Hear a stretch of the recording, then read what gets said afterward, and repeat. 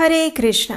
चैत्र नवरात्रि के छठे दिन की आप सबको शुभकामनाएं। इस नवरात्रि के छठे दिन पर देवी कात्यायनी की पूजा आराधना की जाती है। देवी दुर्गा ने इस छठे दिन माता कात्यायनी का स्वरूप धारण किया था। देवी कात्यायनी का स्वरूप अत्यंत तेजोमय है, जो कि सहस्त्र सूर्यों को भी परास्त कर देता है। उनकी 18 भुजाओं में वे विभिन्न प्रकार के अस्त्र शस्त्र धारण करती हैं और उनके तेज से संपूर्ण ब्रह्मांड जगमगा उठता है। चैत्र नवरात्रि के आज के छठे दिन हम ऐसे ही तेजोमय माता कात्यायनी की कथा का श्रवण करेंगे। इस कथा को सुनने के बाद ऐसी और प्रमाणभूत जानकारियां प्राप्त करते रहने के लिए आप हमारे व्हाट्सएप कम्युनिटी ग्रुप के साथ भी अवश्य जुड़िएगा। उसका लिंक नीचे डिस्क्रिप्शन बॉक्स में दिया गया है। तो चलिए आज की चैत्र नवरात्रि के छठे दिन पर माता कात्यायनी की कथा का आरंभ करते हैं।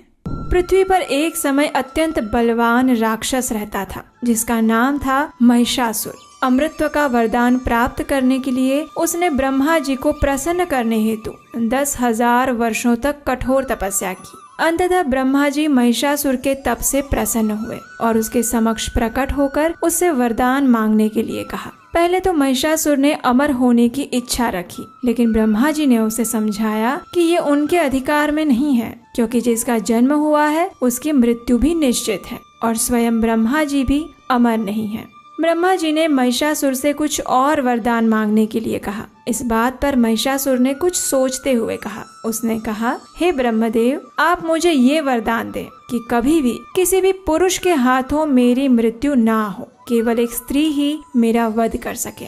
ब्रह्मा जी ने तुरंत ही महिषासुर को ये वरदान प्रदान कर दिया। लेकिन यहाँ पर महिषासुर ने एक भारी भूल की थी। उसने ये सोच लिया कि स्त्री तो सदैव निर्बल होती है, भला एक स्त्री उसका क्या बिगाड़ लेगी। और इसके बाद तो जैसे महिषासुर ने तीनों लोकों में हाहाकार मचा दिया। सभी देवतागण युद्ध में उससे परास्त होकर स्वर्ग लोक छोड़ने पर विवश हो गए। आखिर अब इस राक्षस का अंत कैसे होगा? सभी देवतागण इस पर विचार विमर्श करने लगे। यहाँ तक कि भगवान शिव और भगवान विष्णु ने भी महिषासुर से युद्ध किया था, लेकिन ब्रह्मा जी के वरदान के कारण वे भी उसे परास्त नहीं कर पाए। उसके बाद सभी देवी देवता एकत्रित होकर तीनों के समक्ष प्रार्थना करने के लिए गए, जिन पर इस संपूर्ण ब्रह्मांड का कार्यभार है। जैसा कि ब्रह्मदेव ने महिषासुर को वरदान दिया था कि उसकी मृत्यु केवल स्त्री के हाथों ही हो सकती है, तो त्रिदेव ने सोचा कि क्यों न एक शक्तिशाली स्त्री को उत्पन्न किया जाए जो कि महिषासुर का वध कर सके।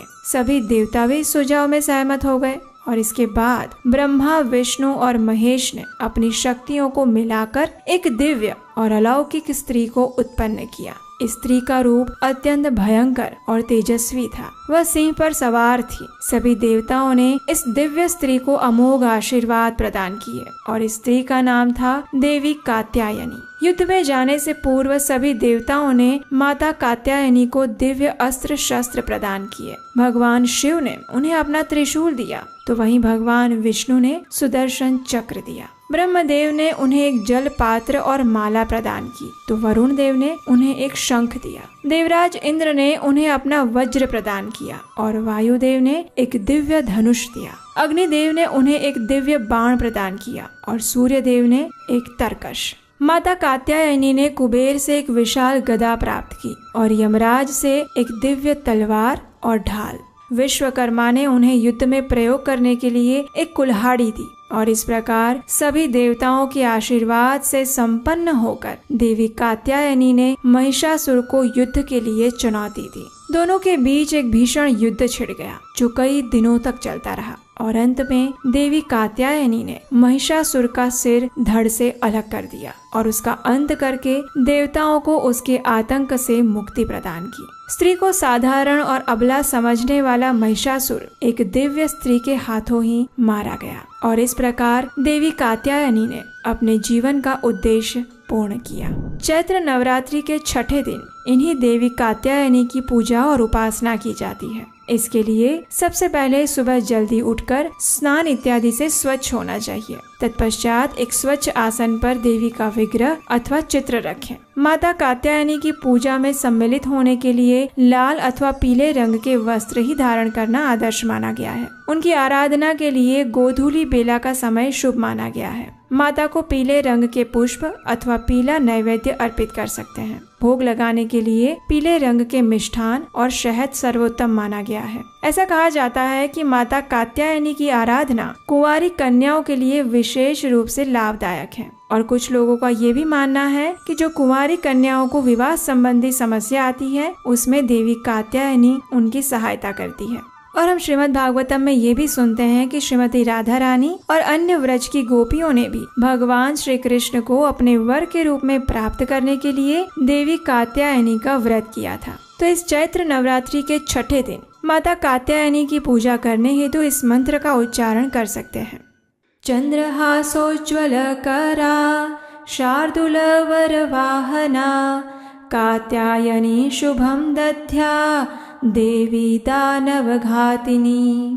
देवी कात्यायनी का एक सुप्रसिद्ध मंदिर उत्तर प्रदेश के मथुरा जिले में स्थित वृंदावन में है। ये माता कात्यायनी के शक्ति पीठ के नाम से भी जाना जाता है। ये 51 शक्ति पीठों में से एक है जहाँ देवी सती के केश गिरे थे। और इसके अतिरिक्त भारत में माता कात्यायनी के कई मंदिर हैं जिनके दर्शन आप कर सकते हैं। इनमें से एक प्राचीन मंदिर मेरठ के परीक्षितगढ़ क्षेत्र में भी है। ऐसी मान्यता है कि यहाँ पर राजा नैन सिंह शासन करते थे और देवी कात्यायनी ने उन्हें स्वप्न में दर्शन देकर उनके विग्रह प्राप्त करने का आदेश दिया था। माता के आदेश अनुसार खुदाई करने पर राजा नैन सिंह को माता कात्यायनी का विग्रह प्राप्त हुआ था और उन्होंने उसी स्थान पर एक भव्य मंदिर का निर्माण करवाया था। इस मंदिर से जुड़ी हुई और भी अन्य रोचक कथाएं प्रचलित हैं। नवरात्रि के छठे दिन माता कात्यायनी के मंदिरों में अनेक श्रद्धालु दर्शन करने के लिए एकत्रित होते हैं। लोगों का मानना है कि इस दिन उनके दर्शन करने से श्रद्धालुओं की सभी मनोकामनाएं पूर्ण होती हैं। तो ये थी चैत्र नवरात्रि के उपलक्ष्य में छठे दिन पर देवी कात्यायनी की पौराणिक कथा।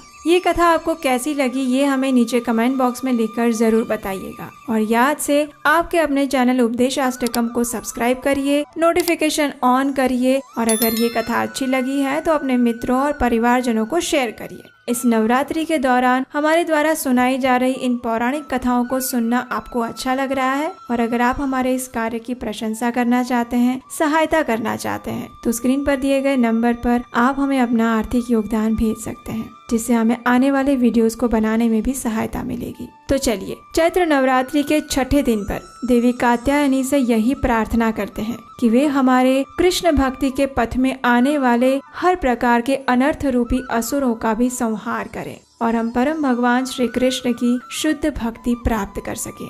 ऐसा आशीर्वाद प्रदान करें। हरे कृष्ण।